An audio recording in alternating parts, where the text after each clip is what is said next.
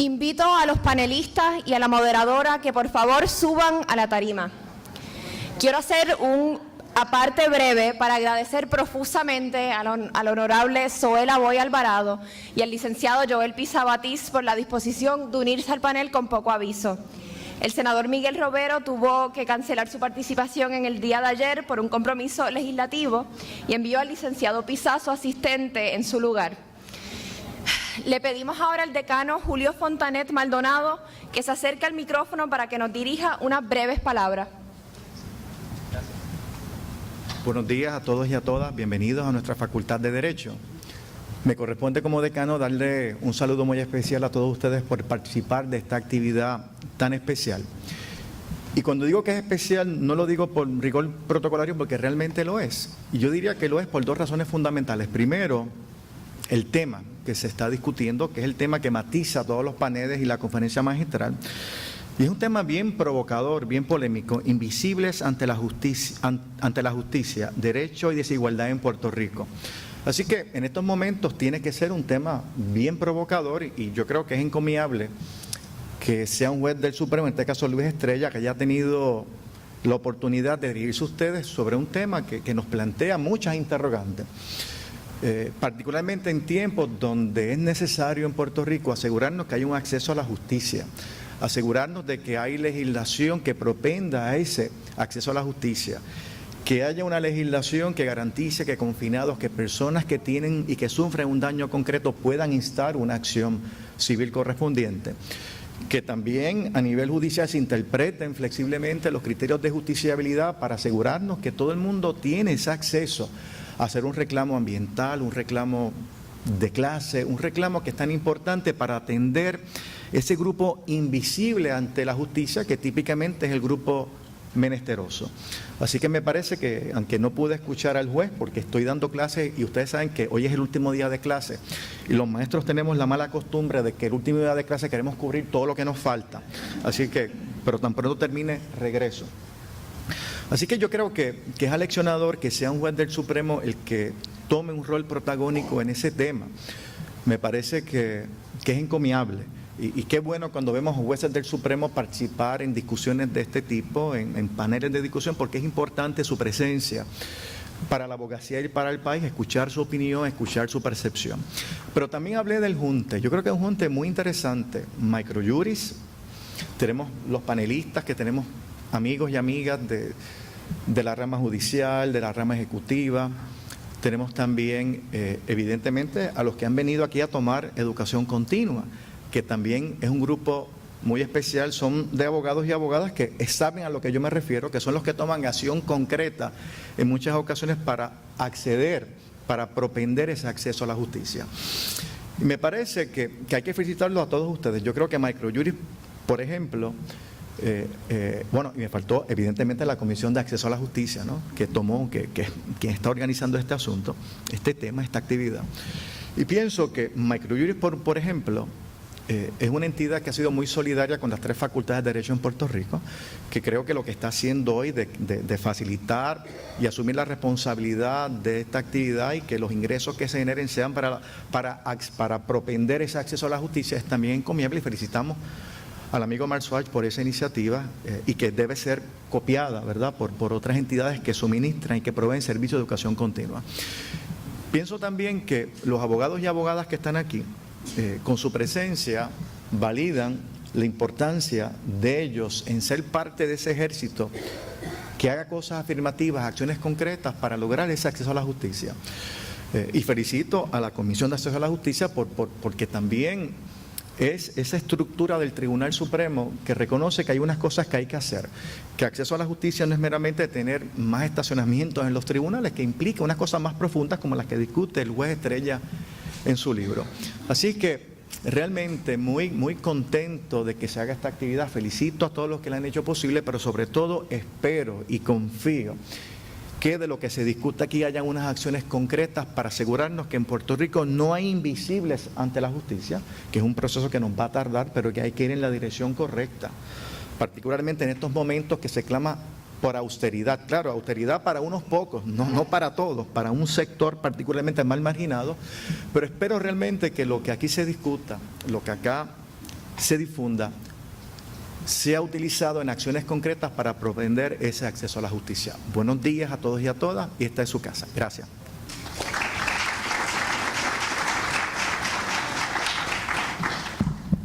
Gracias, licenciado. Ahora pasemos de lleno al panel de discusión. El panel será moderado por la señora Carmen Cosme Pitre, directora ejecutiva de One Stop Career Center, Inc., una organización sin fines de lucro que lleva desde el año 2000 ofreciendo servicios a jóvenes y adultos a través de la isla con el compromiso de desarrollar y ayudar a fortalecer las estructuras comunitarias. Luego de una hora de conversación, tendremos unos 15 minutos de preguntas y respuestas del público. Para esto, los ujieres están pasando unas tarjetas en las que pueden escribir sus preguntas y se las entregan de vuelta. Con esto dicho, los dejo con la señora Carmen Cosme Pitre.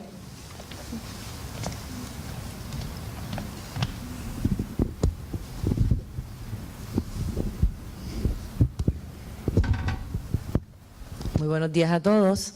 Para nosotros es un privilegio como organización representando una o las organizaciones sin fines de lucro de Puerto Rico estar aquí con este prestigioso panel. Durante la mañana de hoy hemos hablado sobre los asuntos de acceso a la justicia. El acceso a la justicia, considero yo, tiene que ver con la vivienda, la educación, la salud, sobre todo la educación. Somos muchos los que a veces por falta de conocimiento no accesamos lo que es la justicia. Pero para esto están hoy aquí estos distinguidos panelistas, la licenciada Zoela Boy, que ha estado en todas las áreas porque fue secretaria de corrección, hoy senadora, práctica privada. El licenciado Luis Román, procurador, que vela por el Estado, ¿verdad? Y los derechos civiles dentro de la área civil y criminal, de acuerdo a las necesidades, ¿verdad? Y el Estado Libre Asociado. El licenciado Pizá, que está hoy representando al licenciado Miguel Romero. Y la licenciada Adi Martínez, fundadora de la Fundación Acceso, directora ejecutiva de la Fundación Acceso a la Justicia, que está hoy con nosotros. Los temas a discutir hoy son las barreras, las soluciones, el financiamiento y cómo vamos a integrar este equipo para poder llegar a hacer lo que queremos. Y dentro de lo que estuve escuchando del juez, poder llegar a las comunidades lo que es el acceso a la justicia, incluyendo los ofensores que quieren integrarse al mundo laboral o exconvictos, las poblaciones LGTB, poblaciones con HIV y todas las áreas que realmente nuestras comunidades necesitan. Yo creo que es un momento bien importante para nosotros los puertorriqueños poder allegar y poder desarrollar más aún lo que es el acceso a la justicia. Licenciada Zoela Boy, me gustaría que usted nos hablara sobre las barreras que usted entiende tiene el acceso a la justicia en nuestro país. Pues mira, gracias. Primero que todo, muy buenos días a todos y todas. Para mí es un honor estar compartiendo el sofá con los compañeros y compañeras y estar aquí en la Escuela de Derecho de la Universidad Interamericana. Y yo quiero comenzar diciendo... me avisaron anoche que venía para acá, así que les confieso que hubiera querido tener un poco más de tiempo para prepararme, pero déjenme hablarle, como yo regularmente hablo, del corazón, y tengo que comenzar diciéndole que es cierto, yo he estado en diferentes posiciones dentro del gobierno de Puerto Rico y de hecho dentro del gobierno federal, porque en un momento dado trabajé también, y tengo que ser sincera y decirles que ahora que tengo el honor de ser senadora, es cuando más claro veo esas barreras de las que hablamos, las barreras para que la gente pueda tener verdadero acceso a la justicia. Y creo que es desde esta posición que también he visto de forma más clara cuáles son esas poblaciones que más difícil se le hace alcanzar o tener el acceso a esa justicia. Así que yo creo... Con relación a las barreras, me parece que el juez Estrella hizo una excelente presentación, creo que cubre todas las bases, pero hay una que a mí me interesó mucho y fue el comentario de si la gente está participando cuando nosotros en la legislatura, por ejemplo, tenemos la responsabilidad de promulgar leyes que tienen que ver con ese acceso a la justicia, si la gente está participando de ese proceso. Yo creo que el juez Estrella estaba comentando que una de las formas de romper esas barreras es la participación ciudadana. Y yo tengo que decirle, juez, y a todos ustedes que nos están escuchando hoy, que yo como senadora quisiera, y cada vez que tengo la oportunidad lo pido, mayor participación. Porque aunque es cierto, es importante que haya un juez activo, un abogado o abogada activa, un ciudadano o ciudadana activa, no solamente en el momento que ya el caso llega a la justicia, que de activarte o activarse antes en el proceso, bien al principio, cuando nosotros en la legislatura estamos evaluando proyectos de ley que van a impactar al fin y al cabo ese acceso a la justicia. Por eso, y con esto termino mi comentario, por eso yo como senadora, y otra vez aprendiendo, llevo un poco más de un año como senadora, y lo que he aprendido durante este tiempo es que para que yo pueda hacer un buen trabajo, pueda cumplir con mi responsabilidad desde el Senado de Puerto Rico, yo no puedo hacerlo sola. Yo necesito que cada uno y cada una de ustedes, que el pueblo se envuelva, pero no se envuelva después de ya promulgadas las leyes, sino en el proceso. Por eso, esta servidora lo veo como una regla de nuestra oficina, y aquí tengo compañeros y compañeras del equipo de trabajo. Para mí es importante, antes de presentar un proyecto de ley, casi siempre presento una resolución que me da la oportunidad de escuchar a todas las partes impactadas por ese tema. Luego de haber escuchado a las partes impactadas, tomamos la determinación de si eso no es necesario, promulgar la ley, porque cuántas leyes hay en Puerto Rico que de nada sirven, letra muerta, y no sirven para nada. Y luego de que se determina, si se determina que hay que presentar un proyecto de ley, pues ese proyecto de ley definitivamente lo atendemos en vistas públicas para que aquellas partes que son impactadas, que no hayan tenido la oportunidad de expresarse en el proceso de la resolución, lo tengan en ese momento. Pero yo creo que esas barreras de las que hablamos, que imposibilitan o hacen mucho más difícil a ciertos grupos de acceder a esa justicia, serían menos esas barreras si en el proceso legislativo hubiera mayor participación de la ciudadanía y de las personas de estos grupos en particular. Licenciado. Gracias, licenciado. Gracias. Muy buenos días a todos los presentes. Muchas gracias a Microjuris por invitarme y darme la oportunidad de participar en este panel y de conversar con distinguidos compañeros.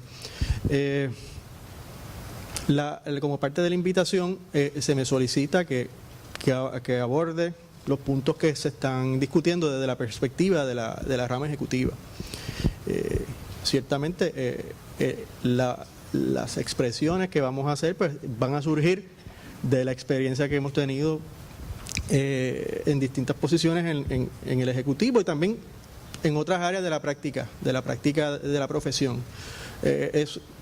Quiero advertir que pues, lo estoy haciendo desde una perspectiva académica, discusión con unos compañeros, no necesariamente es la posición del Departamento de Justicia o de la rama ejecutiva, pero estamos discutiendo desde esta perspectiva. Otra cosa, es curiosa, lo compartía con los compañeros, la rama ejecutiva es el Estado y muchas de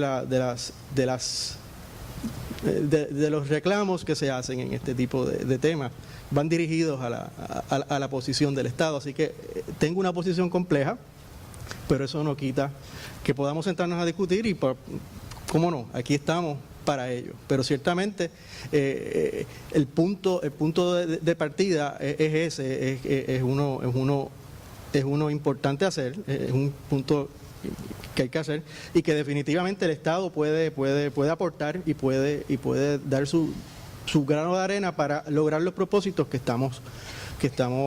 todos los que están aquí tienen interés en lograr. Barreras.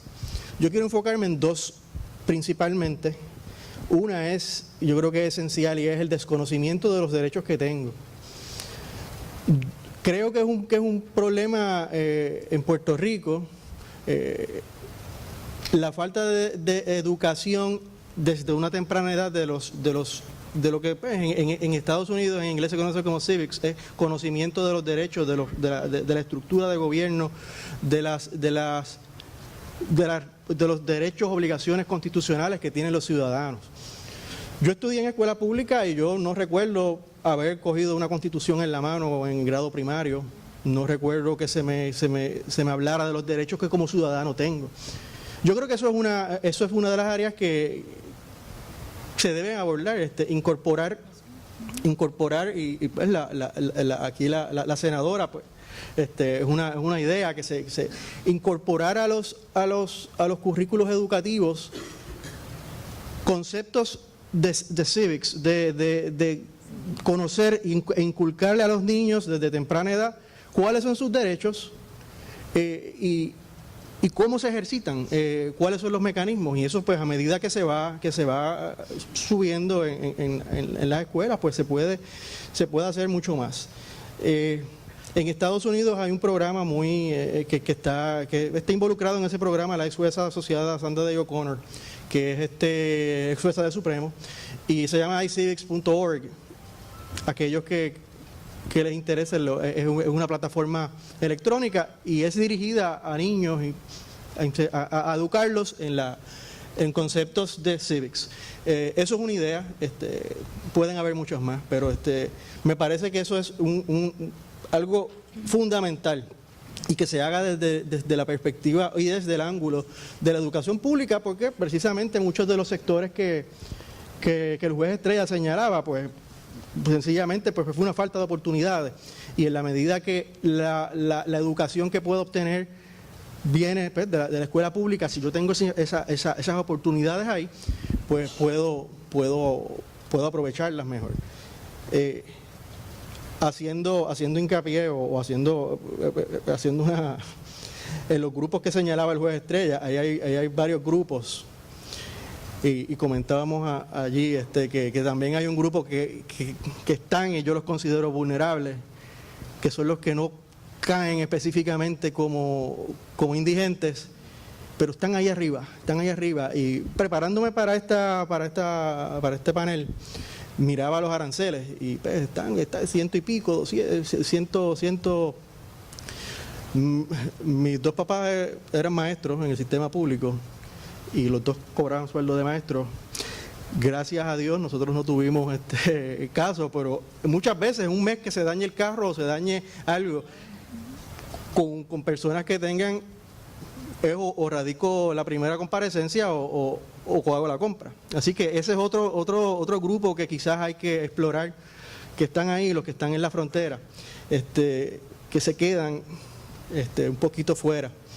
El otro punto que quiero abordar rápidamente es los obstáculos procesales, y escojo este tema porque como abogado apelativo del Estado, incluso el Estado que tiene recursos, que tiene una oficina dedicada a eso,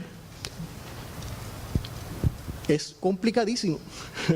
Es complicadísimo, incluso nosotros a veces, y aquí ustedes todos son abogados, no me diga que ninguno de ustedes que ha radicado una apelación no se queda rezando un Padre Nuestro de que todo haya estado bien, que no haya habido que la dirección fue la correcta, notifiqué cómo era. En comparación con la práctica federal, y esto tiene que ver con que también es un sistema electrónico, uno presenta y automáticamente le llega la notificación a todo el mundo, usted tranquilo, y tiene hasta las 12 de la noche. En el sistema estatal, en el sistema de Puerto Rico, es que notificarlo por correo certificado, y si faltó una coma y llegó a otro sitio no notificó, si en la dirección electrónica le puso una letra mal, no llegó, notificó, desestimar por falta de jurisdicción. Y otra cosa que cuesta muchísimo, los apéndices. Si eso no es un obstáculo al acceso a la justicia, muchas veces el apéndice sale más caro que el escrito. Y eso son también recomendaciones y sé que la rama judicial está tomando medidas para para hacer las cosas electrónicas, para mecanizar estos procesos y que cuesten menos. Pero definitivamente son unos puntos que quiero que saltan a la vista, porque todos los días uno brega con eso. Y por eso les digo, no solamente la oficina que yo dirijo, que representamos al Estado y tenemos los recursos.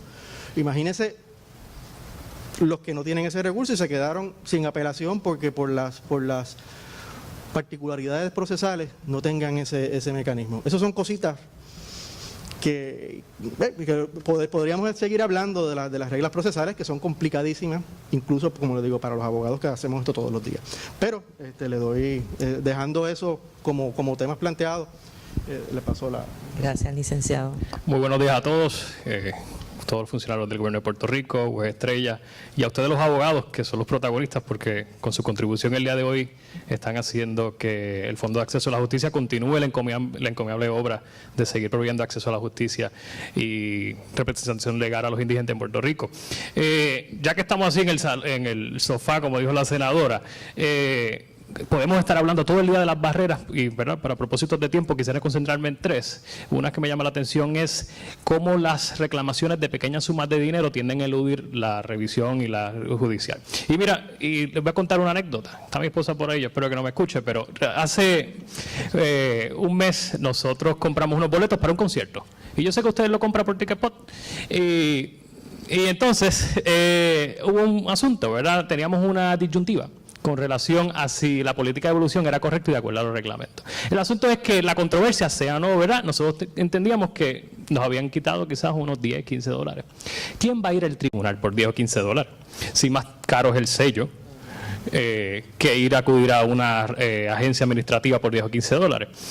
Es por eso que yo, que estoy trabajando en la Asamblea Legislativa con el senador Miguel Romero Lugo, considero que la Asamblea puede ayudar extraordinariamente a cómo empoderar y darle mecanismos a la ciudadanía para poder litigar estas sumas que son pequeñas. Por ejemplo, podemos darle a las agencias del gobierno esta limitación de terceros para que puedan llevar los reclamos, no importa la cuantía, y tomo como ejemplo la legislación de igualdad salarial a favor de la mujer que se aprobó este año, cómo el Departamento del Trabajo tiene jurisdicción para poder llevar pleitos en nombre de esta víctima sin importar si lo que se le retuvo a esta persona en el cheque fueron 50 dólares, si no les pagó 60 dólares, porque de lo contrario nadie iría. También podemos hacer leyes especiales puntuales para que los procesos de administración sean expeditos. Tenemos también la ley, la regla 60, que ha dado tanto que hablar, que ha estado sujeta a muchas enmiendas. Creo que la Asamblea Legislativa debe repasar de nuevo esas reglas. Principalmente ha habido controversias de a quién se le traspasa el costo de notificar. Un tiempo lo tuvo el Estado, era demasiado dinero, ahora se le traspasó a las personas. Así que la regla 60 también es un asunto que podemos revisar de nuevo en la Asamblea Legislativa, con el fin de que, aunque sean pequeñas cantidades de dinero, las personas puedan recibir un remedio adecuado. La segunda barrera que considero yo que afecta a la justicia, hay muchas, ¿verdad?, pero a propósito de este panel, es que cuando examinamos las leyes tenemos que tener en cuenta también la política jurídica que está soslayada tanto en leyes especiales y el Código Civil. Ejemplo, nuestro Código Civil favorece al acreedor, y no quiero entrar en el tema si debe ser así o no, pero es la verdad. Eso hace, toda ley siempre, aunque parece que tiene un manto de neutralidad, en realidad no lo tiene. Siempre pone a alguien por encima de otro, aunque precisamente por eso están los tribunales.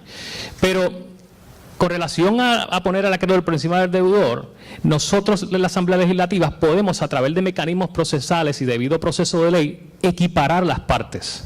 Ejemplo, que los términos de apelaciones en desahucio no sean tan cortos. ¿Cuántos de ustedes aquí abogados han podido llevar esa naturaleza de pleito?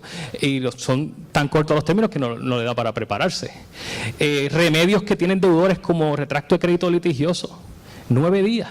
Muy cortos, ¿verdad?, ante todo lo que estamos, y más en esta crisis económica, en esta quiebra del gobierno de Puerto Rico. Así que creo que el gobierno de Puerto Rico la Asamblea Legislativa tiene que tomar en consideración también que a través de estas vías procesales, dándole más tiempo a los abogados, equipar a las partes y le dan un tipo de equidad al deudor versus el acreedor. Y tercero, quisiera dialogar la barrera, que qué bueno que Fontanet está dando clase y nos está escuchando.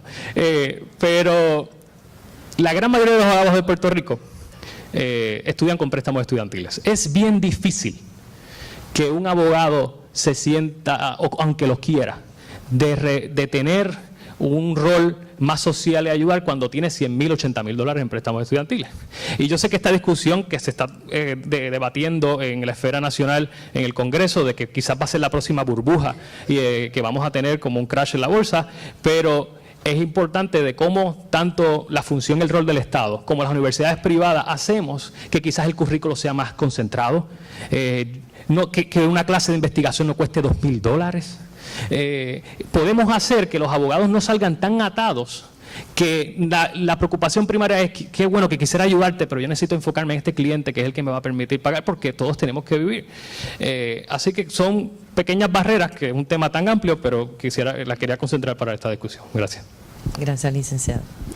Muy buenos días a todos. Primero quisiera darle las más encaradicidas gracias al equipo de Microjuris por hacer esta actividad y dedicar todos estos esfuerzos para ayudar a la Fundación Fondo de Acceso a la Justicia. Miguel, Cristina y Lorena, de verdad que súper agradecida. Gracias al juez Estrella por el apoyo. Por desarrollar el tema de acceso a la justicia de manera tan puntillosa y por reconocer el trabajo de la Fundación. Y gracias a mis colegas, abogados y abogadas que están en el público, especialmente los que se levantan todos los días con la mente de promover el cambio social y trabajar por el acceso a la justicia, y los líderes comunitarios que también nos acompañan hoy, y en especial a Carmen, que es una de esas líderes que tiene una organización sin fines de lucro. Bueno, con todos esos agradecimientos, yo quería abonar a la discusión sobre los obstáculos. Ya el juez tocó muy bien el asunto del costo de los procesos por las complicaciones, las barreras físicas, geográficas, burocráticas. Aquí también hablamos sobre el desconocimiento del derecho, el problema de que no hay una educación primaria sobre este tema.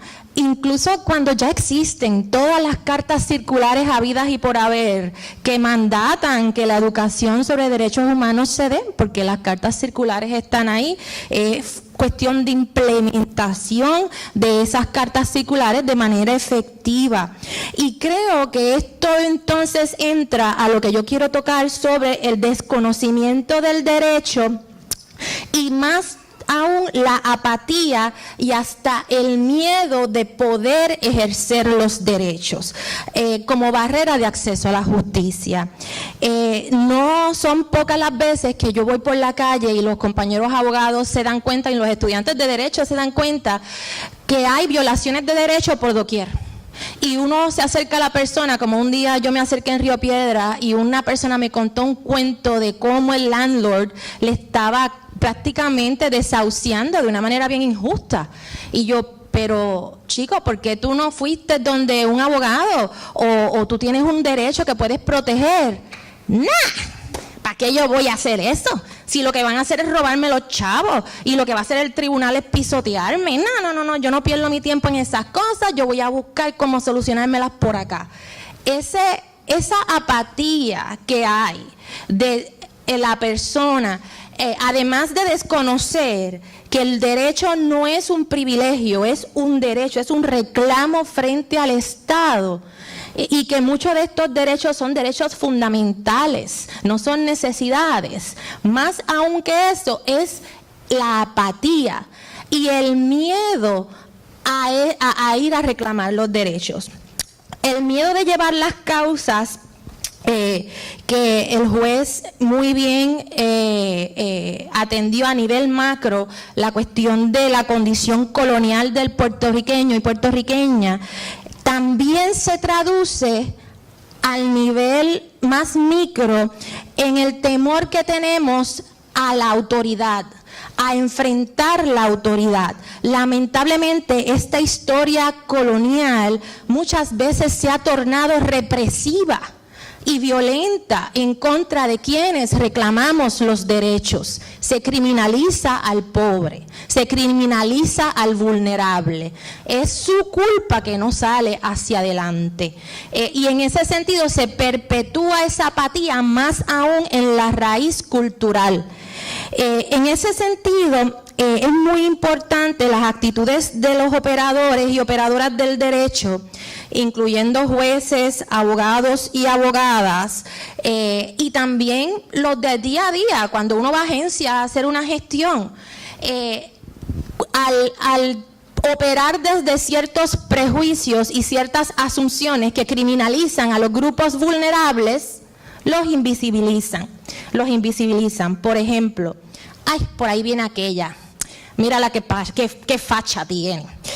Esta me va a hacer difícil la mañana. Y entonces ahí tú ves que de momento se cierra la comunicación y no se da una oportunidad de diálogo de alguien que muy bien puede estar reclamando una gestión para conservar su casa, para poder tener agua y luz, que son servicios esenciales y fundamentales, derechos fundamentales. Y en ese sentido, el tradicionalismo imperante como tradicionalismo en el sentido de ver el derecho, que muy bien el juez Estrella señaló, como un proceso de tribunales, un proceso adversativo, que todo se tiene que resolver en la sala, nos borra la realidad de que el derecho se practica día a día en las relaciones humanas, y que todos nosotros como abogados y abogadas podemos, y los ciudadanos empoderándose, ¿verdad?, de sus derechos, pudiesen trabajar para soslayar esas barreras, como es la barrera de la falta de participación. Pero con eso luego hablaremos un poco de las soluciones. Yo creo que hemos abarcado, ¿verdad?, con bastante, y hay una pequeña conclusión. Antes de cerrar, tengo otra preguntita, pero la educación es básica en esto. Si no tenemos educación, si no educamos a nuestros niños, a nuestros viejos, a nuestras comunidades, a nuestros jóvenes, ¿hacia dónde vamos a llegar? Les voy a dar una preguntita, hacer una pregunta, y tiene que ver qué pasa de ahora en adelante a raíz de María con la clase media y la clase media baja, que no cualifica en muchos momentos en los servicios en los servicios que ofrecemos en las organizaciones. ¿Cómo podemos apoyar? ¿Cómo podemos aportar? ¿Qué cosas nuevas podemos hacer por estas comunidades que ya se convierten en clase, en ciencias sociales se habla así, media baja, y sigue bajando, y a veces nos olvidamos de ellos en muchas ocasiones? Me gustaría que la licenciada... Antes de pasarlo a quienes pueden, ¿verdad?, contestar de manera más afirmativa, porque son los que corren las tres ramas, quería apuntar que ya se ha calculado que la línea de la pobreza, ¿verdad?, que está medida, antes del huracán era un 45% más o menos de pobreza en Puerto Rico, ya se calculó que ha subido a un 52%, porque los que estaban encima inmediatamente de esa línea, que era la frontera que estaba describiendo el procurador, han caído bajo el nivel de la pobreza. Así que la frontera ha subido. Y sí, por lo menos desde la perspectiva de las organizaciones sin fines de lucro y de la fundación, se está intentando allegar fondos que no sean restrictos por condición social. O sea, muchos de los fondos que se reciben, especialmente los fondos que tienen que ver con Legal Service Corporation, que son la principal fuente de fondos para las organizaciones que dan servicios legales civiles, como lo son Servicios Legales de Puerto Rico, Pro Bono Inc. y la Oficina Legal de la Comunidad, están limitados a que solamente se pueden ofrecer servicios a personas que estén bajo la línea de la pobreza. En la fundación, los fondos IOLTA, que después podemos hablar de eso, están limitados con ese caveat, pero los demás fondos que yo allego que no tengan esa limitación que allegamos que no tengan esa limitación, podemos utilizarlos para personas que estén en la línea. Así, en los programas que ofrecemos para orientar a las personas para que no pierdan su casa por ejecuciones de hipotecas reverse, etcétera, ya algunas de las organizaciones están autorizadas a llevar servicio a personas que están en esa frontera encima del nivel de la pobreza. Y estamos pues buscando estas maneras creativas que podemos abundar después de buscar fondos para incluir también ese grupo de personas que está igual de vulnerable, porque estar en la frontera es lo mismo que estar adentro. Yo creo que una de las cosas que quedó demostrado luego del paso del huracán María es cuán vulnerable es nuestra clase media.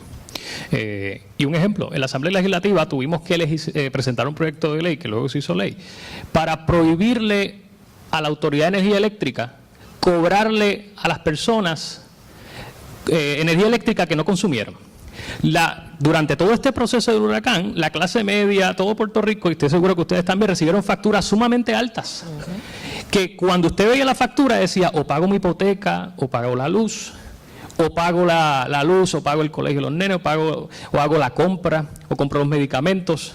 Sin duda alguna, el que fuera responsable, porque también es un debate, si quiero ser responsable con el Estado, es en detrimento en contra mía. Así que tuvimos que legislar lo que pareciera inaudito para darle una instrucción clara a la Autoridad de Energía Eléctrica, y luego presentamos un proyecto también para la Autoridad de Acueductos de Alcantarillado, que suena inverosímil para seguir protegiendo a la clase media. Quedó demostrado que los sistemas de cobre en Puerto Rico no están preparados para este tipo de fenómeno atmosférico. Hablaban del sistema y pareciera que el sistema fuera algo así medio metafísico, esotérico, como si tuviera vida. El sistema, ¿verdad?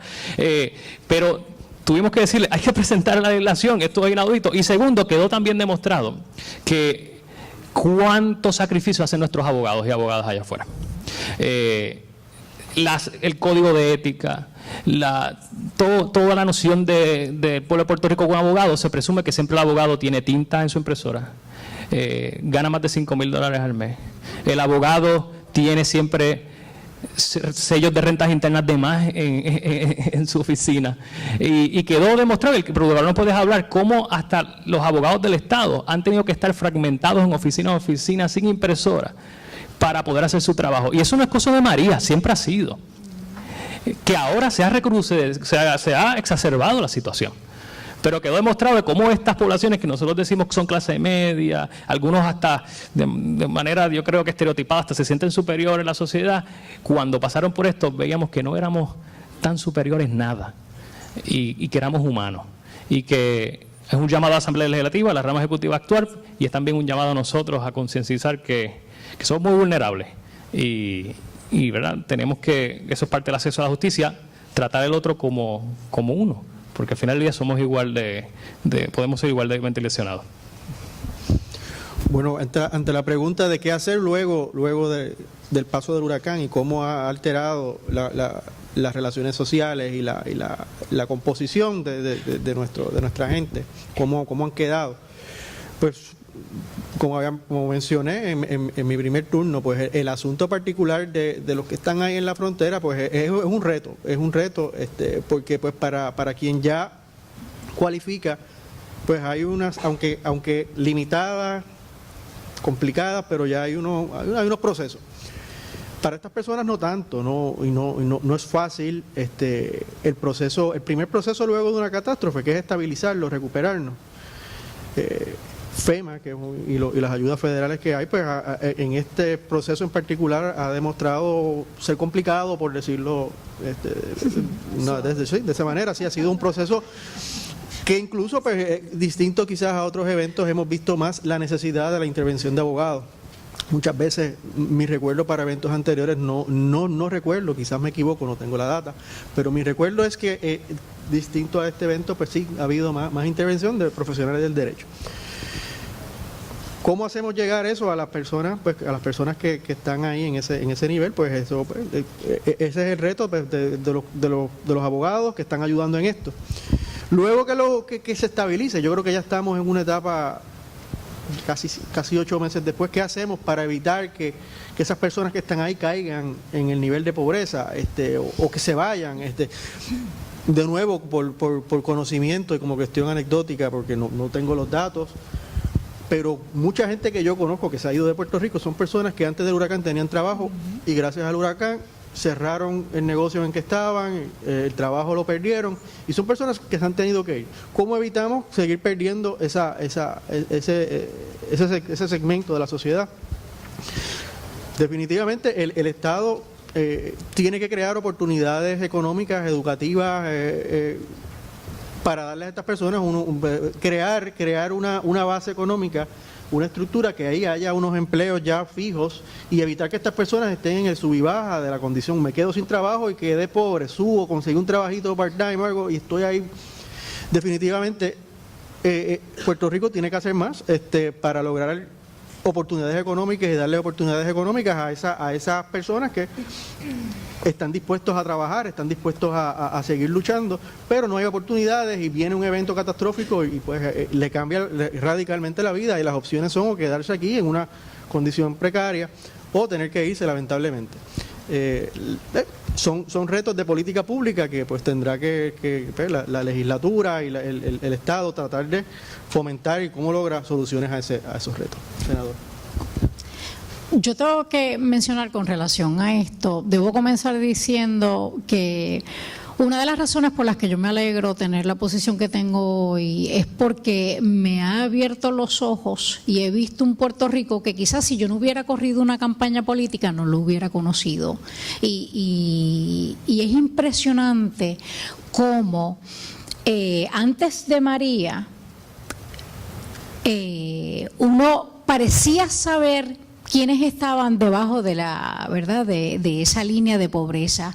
Sin embargo, después de María, como bien decía la compañera, muchas personas que estaban en ese borderline sí cayeron debajo del nivel de pobreza. Y lo digo por experiencia propia, porque en la oficina recibo personas que después de María tienen una situación que no lo hubieran tenido o no la tenían antes de María.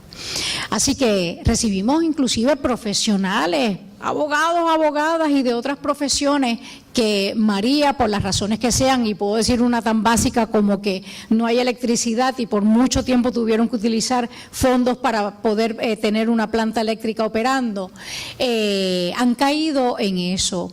Y yo creo que a nosotros en la legislatura nos toca no solamente ayudar a ese grupo de personas, sino sentarnos a evaluar qué fue lo que hicimos, cómo enfrentamos a María, dónde están los errores para que cuando vuelva a pasar, y la verdad, y los estudiosos dicen que la próxima temporada de huracanes va a ser igual o más fuerte que la que acabamos de pasar, pues entonces evitemos volver a cometer los mismos errores. Nosotros en la legislatura, y no sé cuántos de ustedes lo saben, pero hemos estado trabajando, por ejemplo, con la moratoria de las hipotecas. Si hubo algo que llenó el cuadro telefónico del Senado de Puerto Rico fue gente llamando, diciendo yo no tengo el dinero para pagar la hipoteca, con mucho miedo de perder sus hogares. Y nosotros en el Senado tuvimos que trabajar con los bancos, con las cooperativas para poder llegar a algún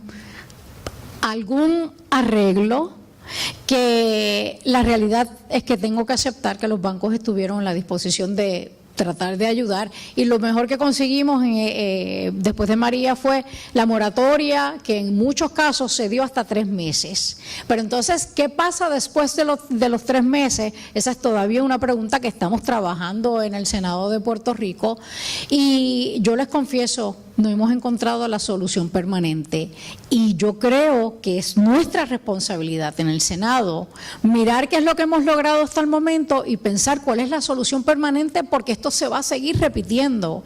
Así que en ese grupo que quizás antes de María no estaba bajo el nivel de pobreza y hoy sí está, los hemos estado atendiendo en la legislatura constantemente y tenemos que seguir trabajando y ver cómo nuevamente no solamente ayudar a quien ya lo pasó, sino aprender de las lecciones y evitar que caigamos y cometamos los mismos errores que se cometieron en aquel momento. Yo tengo que decir, si me permite un momento, regresar al asunto de educación, porque para mí es un tema que me llega muy de cerca. Nosotros en la legislatura, para bien o para mal, constantemente estamos presentando legislación para que en el currículo de las escuelas públicas se incluya X tema, diferentes temas. Yo,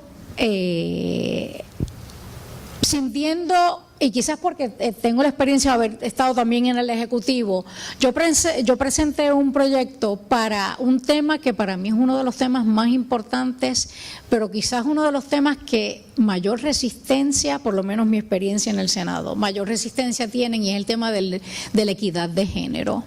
Yo presenté un proyecto, y hoy es ley de hecho, para que en las escuelas elementales de Puerto Rico, dentro de ese currículo, se les enseñe a los niños y a las niñas equidad de género.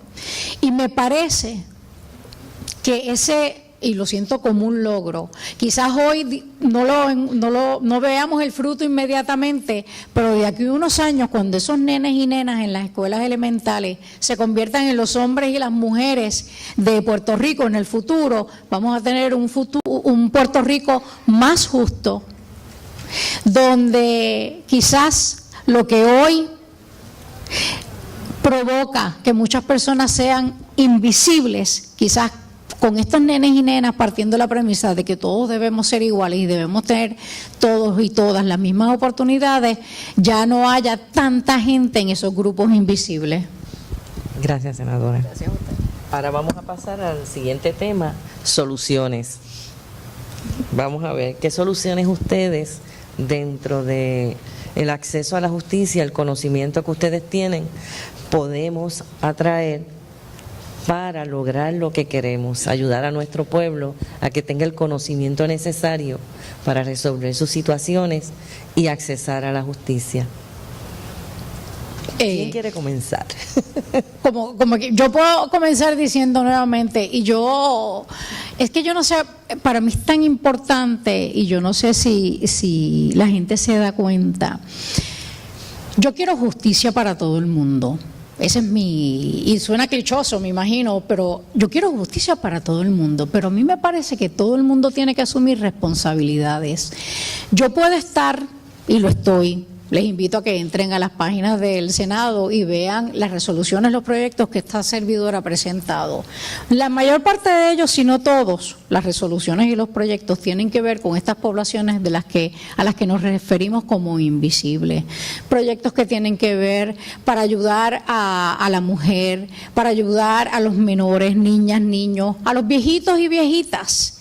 Pero si entidades que están en la calle todos los días, quizá como la compañera que está aquí hoy y otras entidades, no se envuelven, no tocan en la puerta de cada uno de nosotros en el Senado, en la Cámara, no vamos entonces nosotros a poder presentar los proyectos que en verdad atiendan las necesidades de la gente.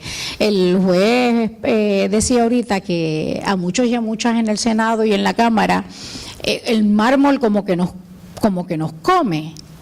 Y yo creo que hay mucho de eso también, pero yo quisiera que la gente se envolviera más, que la gente nos fiscalizara más de qué estamos haciendo ahí en la Cámara y en el Senado, porque yo creo que la única forma de convertir a Puerto Rico en el Puerto Rico que yo estoy segura que cada uno y cada una de nosotros queremos, es compartiendo la responsabilidad. El gobierno no puede ser solamente el responsable de darle a las personas todo lo que necesita. Esto es una responsabilidad compartida, y de hecho yo creo que el papel que tienen las NGOs o las entidades sin fines de lucro es sumamente importante, y como puertorriqueña agradezco todo el trabajo que hacen, pero buscando soluciones.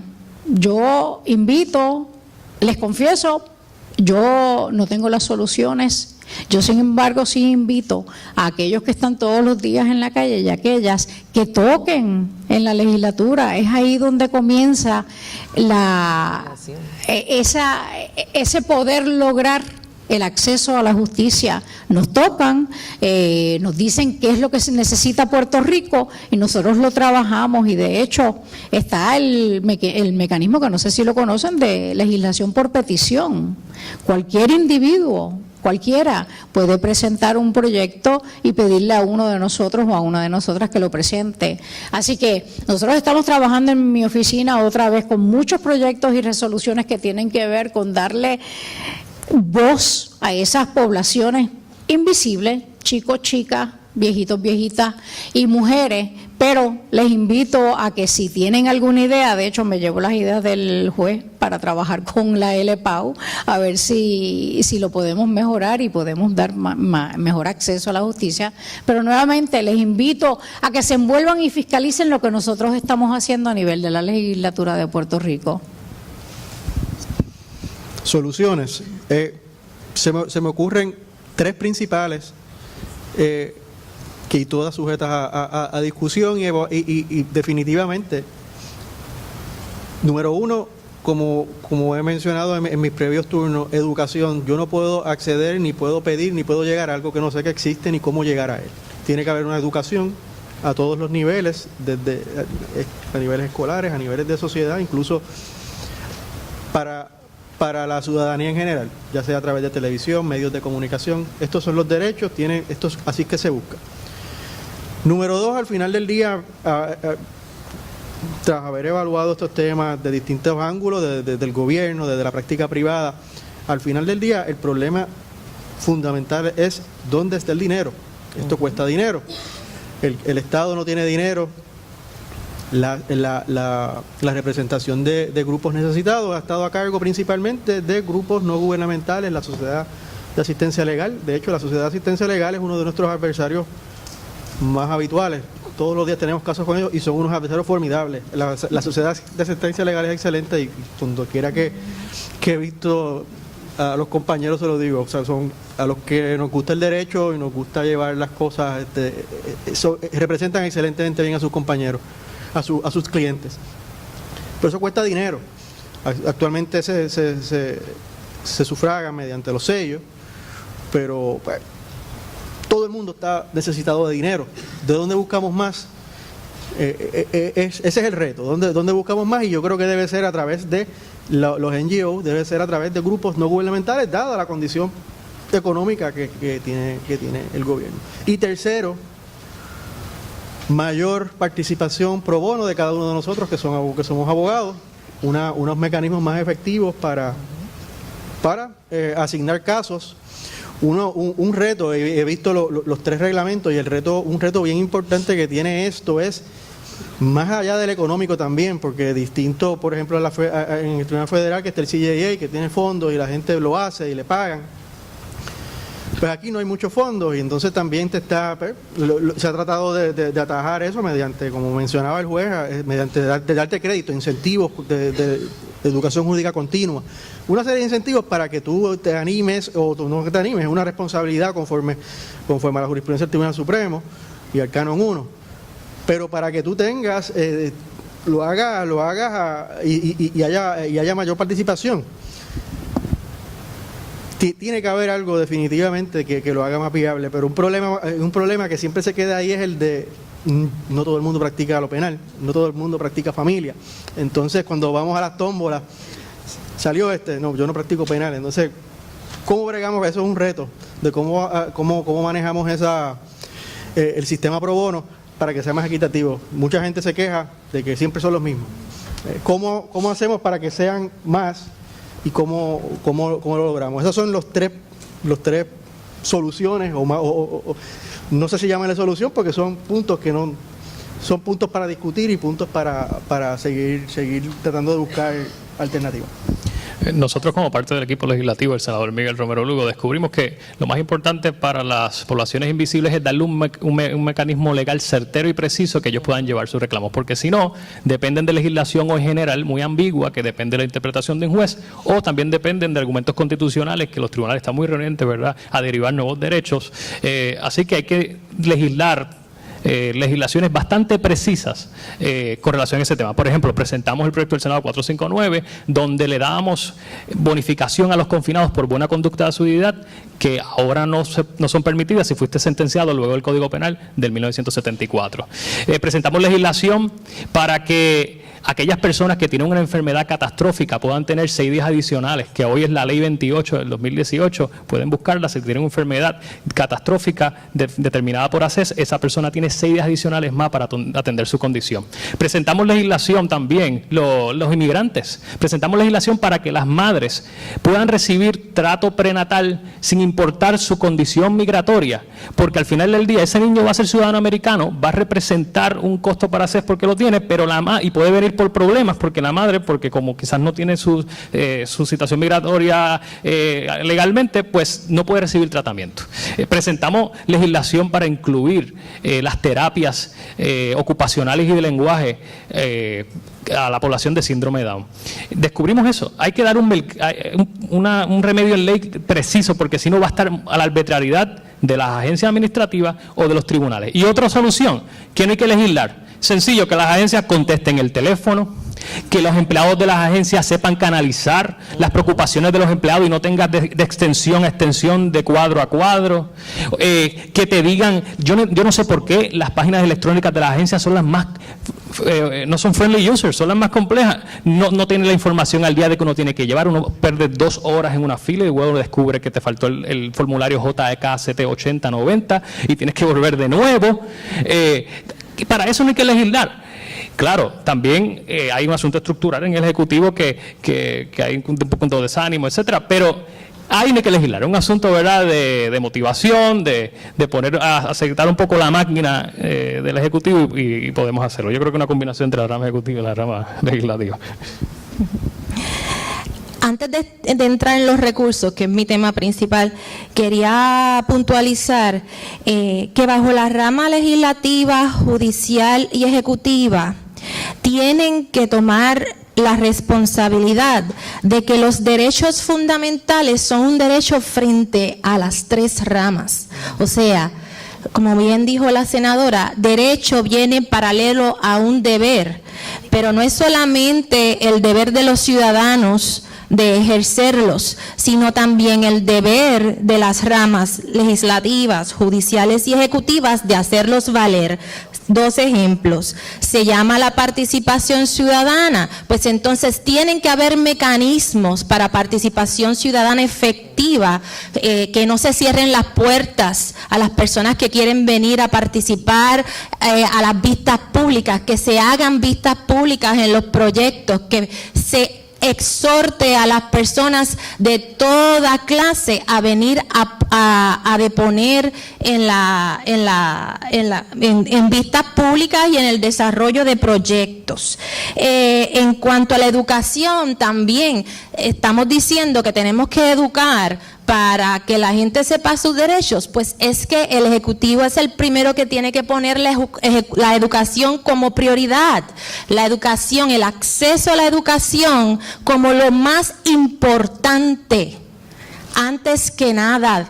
Antes de pagarle a cualquiera, lo primero que tenemos que asegurarnos es que nuestros niños tengan acceso viable, efectivo a las escuelas y no se queden en la calle sin poder ir a estudiar.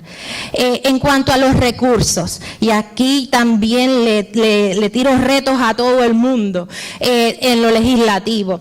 Nosotros tuvimos el apoyo de la rama legislativa con la enmienda de la ley al traer más fondos a la fundación. Y pues ellos, por ejemplo, nos ayudaron a traer los fondos sobrantes de los pleitos de clase que vengan a la Fundación Fondo de Acceso a la Justicia y 1% de los sellos de suspensión cuando el abogado paga $40 para pedir una suspensión, que el 25% o lo que sobre de esos sellos, que usualmente esa cantidad se utiliza para pagar los abogados de oficio, pues lo que sobre vaya a la fundación. reto, por ejemplo, a que eso, a que los jueces vean que en la legislación ahora se determina que no puede haber cualquier excusa para suspender una vista. Y pues los jueces, la rama judicial, en ese sentido puede aportar a que cuando un abogado vaya a cancelar una vista, pues tenga que cancelar ese sello de suspensión. Lo otro es que es harto conocido que los abogados que hacen el trabajo de oficio usualmente no reclaman la cantidad de dieta y el estipendio que se le asigna bajo el reglamento frente a Hacienda. Pues la sugerencia de la Fundación siempre ha sido: pongan ese fondo, ese pote en la fundación, que nosotros nos encargamos de asegurarnos que los abogados de oficio sí se sientan más cómodos pidiéndolo a nosotros ese pago que lo que se sienten pidiéndoselo a Hacienda, porque para ellos es algo más burocrático e incluso como hasta arriesgado. Y en ese sentido, un pote de dinero estaría en una cuenta IOLTA que generaría intereses para el acceso a la justicia. Otras ideas que se están barajeando es cómo podemos entonces hacer que los realtors, sus cuentas escrow, las pongan en una cuenta que genere intereses para acceso a la justicia. Otra idea que tenemos es que los fondos que están en los tribunales, que no le pertenezcan a menores, los depositen en una cuenta de acceso a la justicia. Una cuenta que genere intereses para acceso a la justicia. Otra idea que es bastante importante: los fondos no reclamados en los bancos, que eso está en una cuenta que no está generando intereses, pues que se deposite en una cuenta que genere intereses para el acceso a la justicia.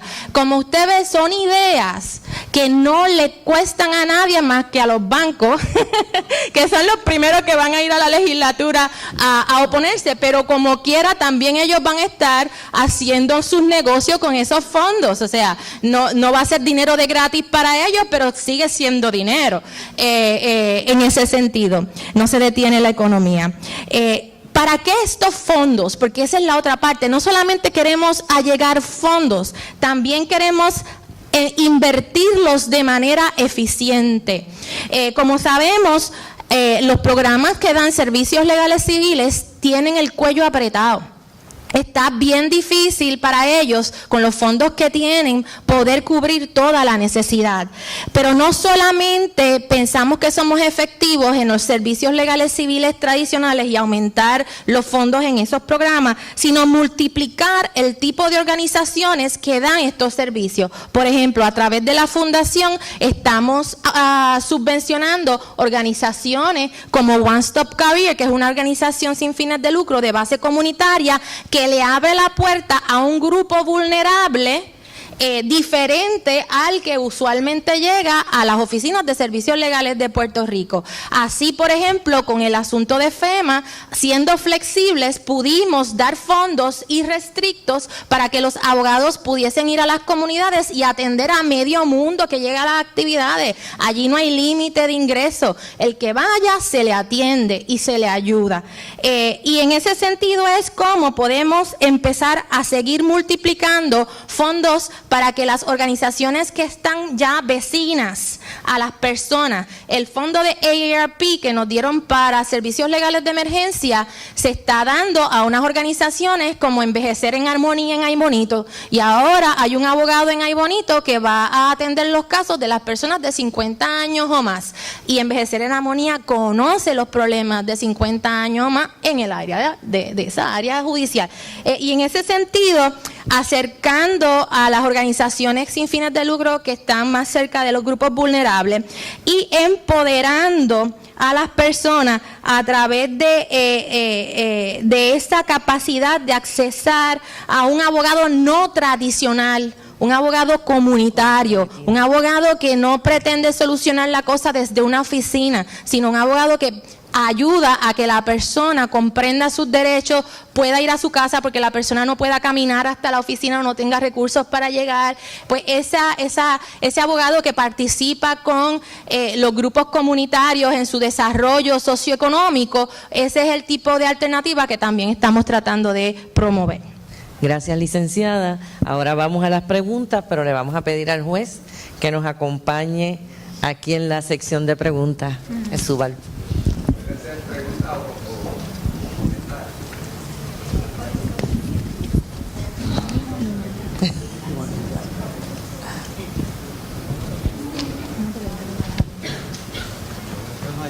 No. No, yo contesto desde acá, no se preocupe, siéntase. Gracias. Usted dirá, ¿qué preguntas tenemos? Vamos a la primera pregunta. Que me dijo Marsol que yo estaba joven, pero veo que el criterio de envejecer en ahí bonito, estoy a punto de cualificar. 50 años o La más. primera pregunta, ¿cómo podemos lograr mayor transparencia con los ciudadanos que se quieren inmiscuir en procesos de cabildeo de interés social y necesidad acceso a documentos claves de la Asamblea Legislativa? Bueno, antes de que el panel reaccione, yo creo que uno de los puntos importantes es que hay un problema con los intereses difusos. ¿Qué son los intereses difusos? Asuntos que le preocupan a muchos ciudadanos, pero no son lo suficientes como para llevar el reclamo. Un ejemplo, un problema ambiental en una comunidad, o el ejemplo del proveedor de boletos para eventos que planteaba el licenciado Pizá. En otros países hay asociaciones de consumidores fuertes, o sea, por una pequeña cuantía, consumidores aportan una cuota para tener el servicio de abogado cuando tienen que ir a DACO, por ejemplo, o para presentar pleitos de clase. Entonces, hay una red de comunicación de esa asociación de consumidores que, por ejemplo, en Puerto Rico no la tenemos. Aquí el consumidor tiene que batallar solo por ahí ante DACO, ante una querella que se convierte el proceso de DACO en uno muy litigioso. Así que ese mismo esquema de asociación de consumidores, por ejemplo, sirve no solo para tener más acceso a la litigación, sino también para llevar reclamos más fuertes. Por ejemplo, consumidores de plantas eléctricas organizados. No es lo mismo que llegue uno solo a deponer a la legislatura, que llegue la Asociación de Consumidores de Energía con unos planteamientos firmes, con un asesoramiento de parte de abogados especializados y que sea una especie como de cooperativa de ciudadanos que puedan organizarse más efectivamente frente a otros intereses que ya hemos mencionado aquí. Gracias, juez.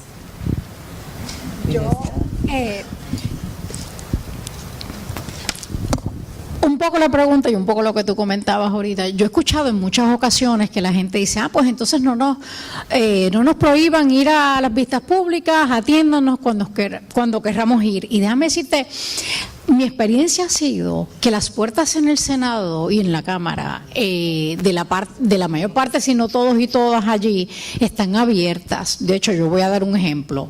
No sé cuántas personas aquí tienen un problema con las aseguradoras. Yo tengo un problema con las aseguradoras.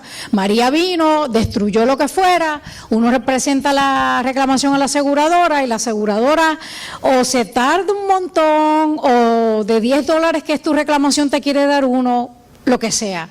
Nosotros tenemos en nuestra comisión una resolución abierta para atender a la gente, que la gente nos diga cuáles son los problemas que están enfrentando con las aseguradoras. Facebook, en mi página, cada vez que tengo una oportunidad que soy entrevistado, participo de algún medio de comunicación, lo digo. Y nosotros estamos llevando a cabo, y la verdad es que bien pocas personas se han acercado para aprovechar la oportunidad de una vista pública para poder decir qué es lo que está pasando y nosotros entonces con esa información legislar para que en la próxima vez que ocurra las aseguradoras, y lo siento si aquí hay alguien que es de aseguradoras, pero parecería, a base de la información que hemos recopilado, que están siendo abusadoras. Así que mi experiencia ha sido que aunque las puertas están abiertas, muy pocas personas están aprovechando esa oportunidad. Por lo menos soy la voy senadora, mis puertas están siempre abiertas, porque insisto, esa es la única forma en que yo puedo asumir la responsabilidad que tengo o hacer, ¿verdad?, o responder como se supone que responda, atendiendo las peticiones, atendiendo las necesidades de la gente. Con relación al cabildeo y la falta de información, no sé si también saben, a nivel del legislativo, todo documento que nosotros radicamos, todo documento que nos llega como ponencias, etcétera, están disponibles para la revisión y hacer copias del público. Es cuestión de llegar a la Secretaría, en el caso mío del Senado, y sacarle copia a cualquier documento que yo haya radicado como senadora o que haya llegado al Senado de Puerto Rico. Así que hay la disponibilidad, la información está allí. La transparencia o el acceso a la información al Ejecutivo, pues obviamente me imagino que le tocaría al procurador contestarlo. Sí, como cuestión de derecho en Puerto Rico, la información pública, lo que se cae bajo la definición de información pública, hay acceso a ella, salvo se invoque un privilegio o que alguna ley disponga lo contrario. Pero como regla general, usted puede ir a la agencia donde usted entiende que está el documento y lo solicita. También hay mecanismos electrónicos, y el problema principal de los mecanismos electrónicos es el de que mucha gente no sabe cómo usarlos, no sabe cómo buscarlos, pero por ejemplo en términos legislativos, la Oficina de Servicios Legislativos tiene una página de internet que es excelente, que para los abogados que necesitamos buscar un historial legislativo, necesitamos buscar un informe de comisión, el tracto de un proyecto de ley desde que se radicó hasta que se firmó, es excelente y es una fuente que no mucha gente conoce, y son formas de acceder a la información pública que están ahí disponibles, que va más allá de que uno dice, pues si yo vivo en Añasco y tengo que ir al Capitolio a buscar este papel, pues mira, pues lo puedo buscar ahí, hay alternativas, pero como cuestión de derecho, pues existe la información, al acceso a información pública, y salvo que se reclame algún privilegio o alguna razón que por ley se disponga, pero esa es la razón como cuestión de derecho. Vamos a tratar de tomar más preguntas, porque si reaccionamos los 5 a una pregunta, se quedan los compañeros Hay una abogados. preguntita ahora que va dirigida a la senadora. Pues vamos a dirigirla a cada uno. La población confinada suele ser objeto de graves injusticias y estigmatizaciones. Por lo tanto, en las cárceles hacen un papel como de almacenes de seres humanos. Usted, como senadora, ¿cree que sería visible modificar el Código Penal para que las sentencias no sobrepasen las expectativas de vida del individuo? ¿Puede ser recompensar ellos a la sociedad? Pues mire, además de senadora, yo fui secretaria del Departamento de Corrección y Rehabilitación aquí en lo estatal, y además trabajé en el gobierno federal en negociado federal de prisiones. Así que tengo algo de experiencia con este tema. Y una de las poblaciones invisibles definitivamente es la población correccional. Si las sentencias para los delitos son demasiados y deberían ser menos, yo creo que esa decisión debe ser tomada a base de cada delito por separado. A mí me parece que hay delitos que yo no pondría como sentencia una pena de cárcel. Me parece, con la experiencia que tengo en el sistema correccional, que es lamentable, pero es la realidad, y con el permiso del Ejecutivo aquí, pero las cárceles en nada le sirven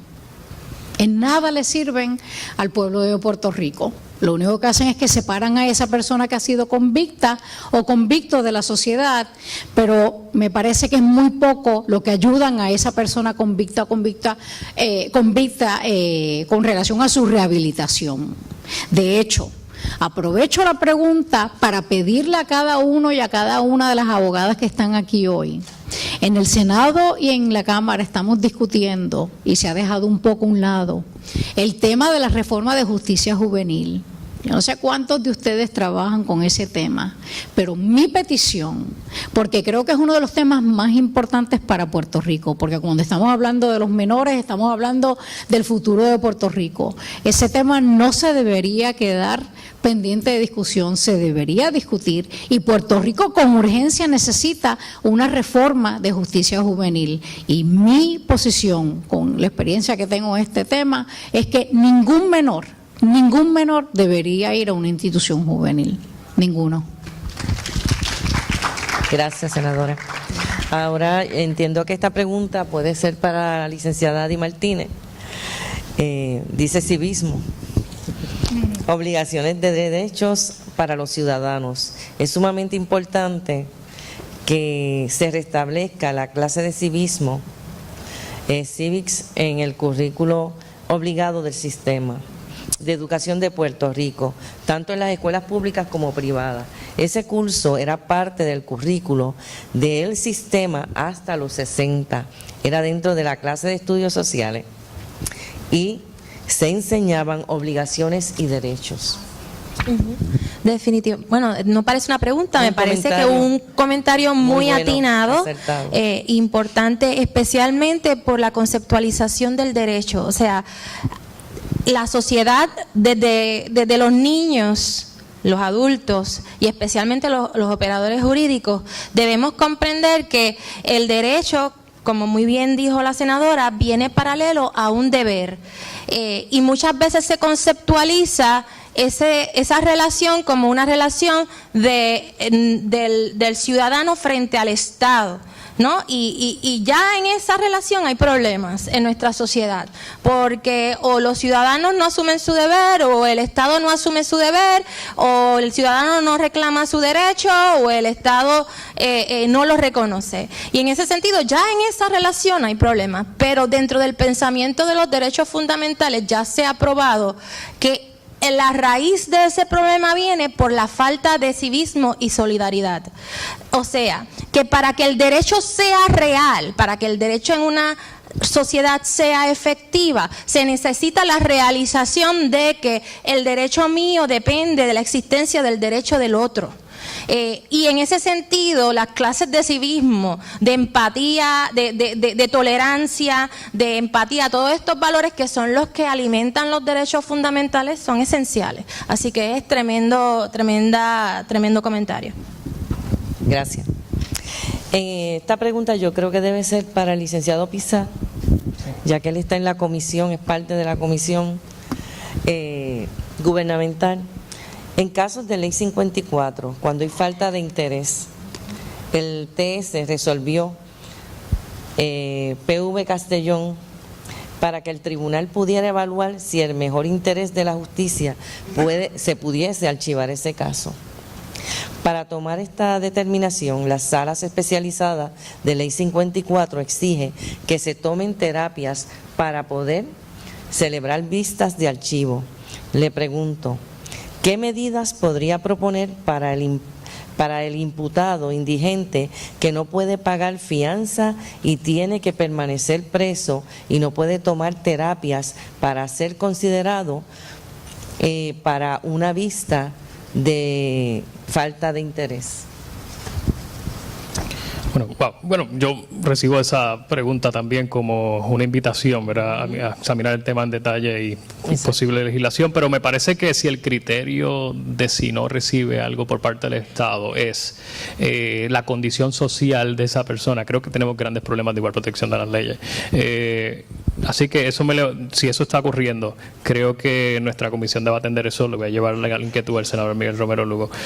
Yo creo que por el mero hecho de tú, ¿verdad?, ser confinado, no debes tener en algunas circunstancias en particular, y no me parece esa que sea una tan de interés público, tan fundamental para que no puedas recibir ese mismo tratamiento. Gracias la persona, de hecho, la persona que redactó la pregunta me puede buscar afuera cuando terminemos el panel y podemos dialogar esto, porque esto también se trata, ¿verdad?, de que sea algo más recíproco y de que salgan ideas concretas, y creo que con relación a esto podemos llevar unas preocupaciones, ¿verdad?, mucho más claras al legislador. Y son parte de la actividad, que hayan soluciones. Claro que sí. La otra pregunta, no sé Ustedes deciden. Léala. ¿Cómo van a resolver el problema del abogado solo practitioner que el cliente no paga? No es ese trabajo, no bono, que improbable al abogado, impide al abogado cómo el tribunal apoya o no a ese abogado que perdió ese dinero. Yo puedo contestarla. Yo creo que la legislación del Fondo de Acceso a la Justicia es una avenida, la ampliación por las alternativas de los diferentes juntas y las diferentes alianzas que se han podido hacer, donde el abogado entonces, sole practitioner, puede encontrar un nicho participando activamente con organizaciones sin fines de lucro. También la ampliación del reglamento de programa de oficio va entonces a equiparar lo que señalaba el procurador a nivel federal. Hay personas que son abogados por cuenta propia que uno de sus principales ingresos es llevar 6-7 casos de oficio al año. Ampliando el reglamento de oficio a casos civiles permite que luego de determinadas horas ya entonces pueda facturar. Eso tiene que venir acompañado ciertamente de simplificar el proceso de facturación para que invite un mecanismo que estamos evaluando. No le estoy diciendo que esto es lo final, pero un mecanismo similar al de servicios legales, que usted sabe de antemano que por una vista determinada es una tarifa fija. Eso es una posibilidad para que usted sepa ya de antemano qué ingreso fijo le va a llegar. Y es más rápido porque no hay que estar haciendo el análisis de facturación por horas, que el juez lo revise, que el juez administrador le dé el visto bueno. Así que son posibilidades para agilizar, que yo estoy internamente tratando de echar adelante para ver si entran en ese reglamento de oficio. Así que hay esas alternativas. Quisiera atar eso también y dar un ejemplo de mediación que a mí me gustaría que en unos años poderlo ver, y es el proceso de quejas contra abogados y abogadas. Yo creo que el proceso de mediación ahí sería un ejemplo formidable de cómo agilizar procesos, porque una de las quejas principales es que el abogado no le ha entregado alegadamente el expediente, o que el abogado se quedó con tanta cantidad de dinero de depósito. El proceso es uno muy formal donde hay que radicar una queja, hay que contestar, tarda años en el Tribunal Supremo pronunciándose, y a final de cuentas a lo mejor termina el abogado amonestado y termina el promovente molesto porque tampoco el supuesto depósito lo recibió. A veces el mayor problema es uno de comunicación. A veces si un funcionario, un mediador, pudiera tener la capacidad de llamar al abogado y señalar, mire, alega este promovente que usted tiene el expediente. Ah, no, pues fue que yo lo envié por correo ordinario, yo tengo copia aquí, vamos a entregarlo, vamos a hacer una cita. Esa reunión preliminar donde quejoso y abogado querellado puedan con un ente mediador agilizar el proceso rápido, le quita dolores de cabeza al abogado y al ciudadano también, que el ciudadano se vea amedrentado de tener que ir al Supremo a presentar una queja por un expediente. Así que hay que trabajar con esos mecanismos y parte de las soluciones que hemos discutido hoy para mejorar esa condición del abogado individual y del abogado en general.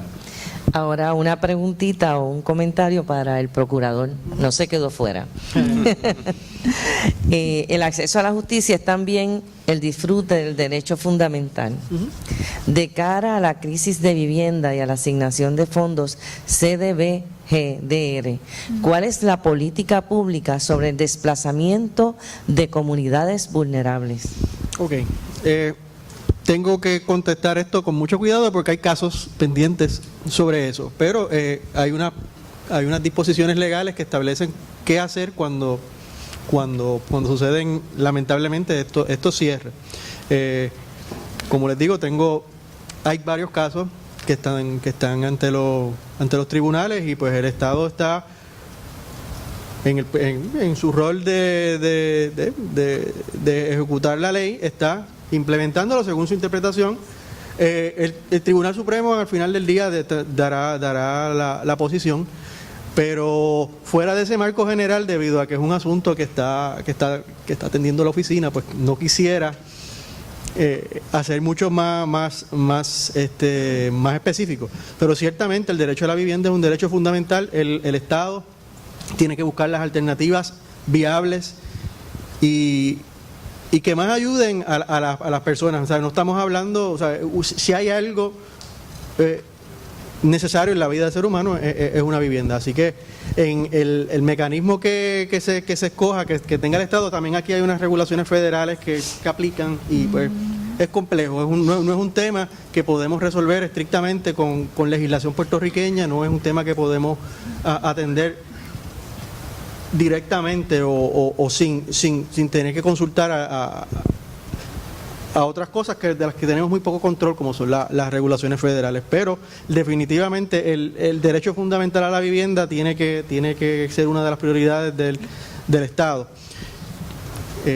y deben buscarse las alternativas, y si lo que hay actualmente tiene sus problemas, pues entonces debemos buscar cómo mejorarlo.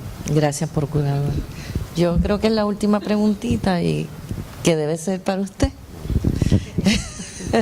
En el caso de los abogados de oficio, ¿por qué el Tribunal Supremo no le ofrece a estos la inmunidad en casos de ingres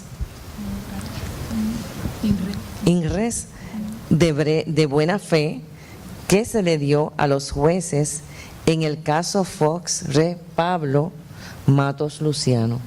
Es parte de la discusión que estamos teniendo en el nuevo reglamento de oficio. Hubo un proceso de consulta pública donde participaron más de 66 entre abogados y organizaciones. El secretariado de la Conferencia Judicial recogió el insumo. Dentro de la participación hubo planteamientos específicos y el Pleno del Supremo le está considerando ese aspecto de la inmunidad, si finalmente se va a introducir o no. Un poco usando el privilegio del Procurador General, ahora digo yo, pues no le puedo adelantar. Creo que he soltado mucho hasta ahora de ese borrador, pero manténgase en sintonía, como dice una abogada por ahí. Pues quiero dar las más expresivas gracias. Número uno, porque la oportunidad que le están dando también al sector comunitario de estar aquí. Esto es un honor. Gracias. Gracias a Microjuris, gracias a ustedes porque están aquí con nosotros. Gracias a este distinguido panel y al juez, muchas gracias.